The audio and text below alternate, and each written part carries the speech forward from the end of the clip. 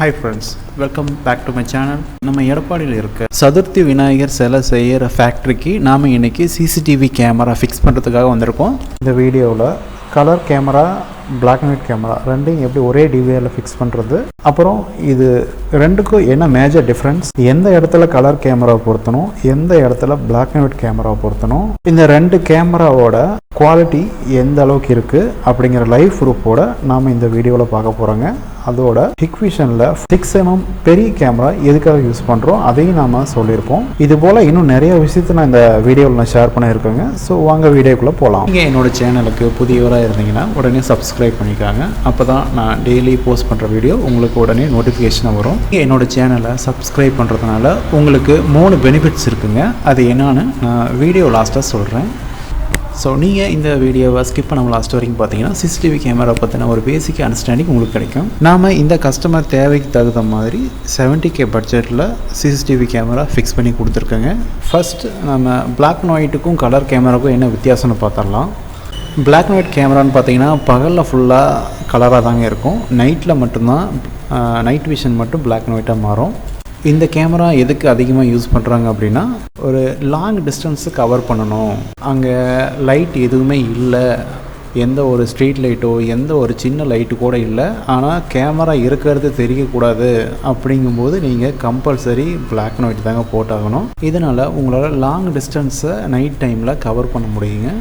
அதே நீங்கள் கேமரா சைஸில் பார்த்தீங்கன்னா 2mm, 4mm, 6mm நிறைய வகை இருக்குங்க. அந்த மாதிரி நீங்கள் பெரிய கேமரா 6mm போட்டிங்கன்னா உங்களுக்கு 100 மீட்டர் தூரம் வரைக்கும் உங்களுக்கு தெளிவாக இருக்குங்க எல்லாமே. இப்போது கலர் கேமரா எதுக்கு தேவைப்படுது, அதோட பர்பஸ் என்னன்னு பார்த்துடலாம். கலர் கேமரா பொறுத்த வரைக்கும் நைட் டைமில் ஃபுல்லாக கலரான ஒரு வியூ கொடுக்குங்க.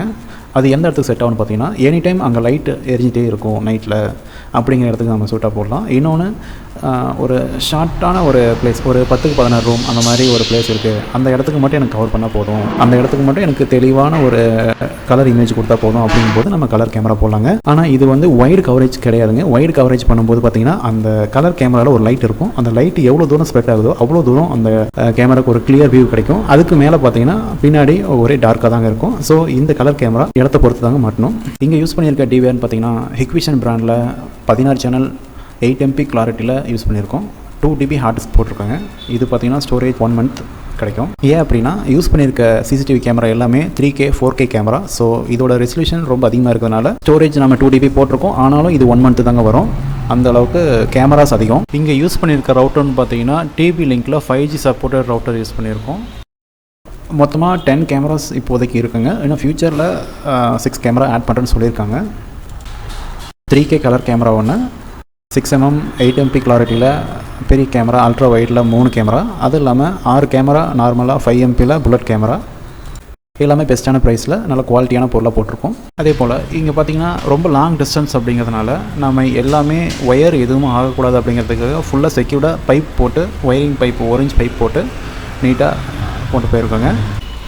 இங்கே யூஸ் பண்ணியிருக்க கேபிள்னு பார்த்தீங்கன்னா Cat 6 கேபிள் தான் யூஸ் பண்ணியிருக்கோம். ஸோ இதனால் சிக்னல் ரொம்ப கிளியராக நல்லாயிருக்கும். எப்பயுமே எந்த ப்ராப்ளம் வராமல் இருக்கும். கேமராவுக்கு 10 வருஷம் ஆனாலும் அந்த கேமராவில் சிக்னல் ப்ராப்ளம் அப்படிங்கிறது எதுவுமே இருக்காதுங்க, ட்ரிம் ஆகாது. இந்த சைட்டில் நம்ம கேமரா ஃபிக்ஸ் பண்ணி சரியாக 1 வருஷத்துக்கு மேலே இருக்குங்க.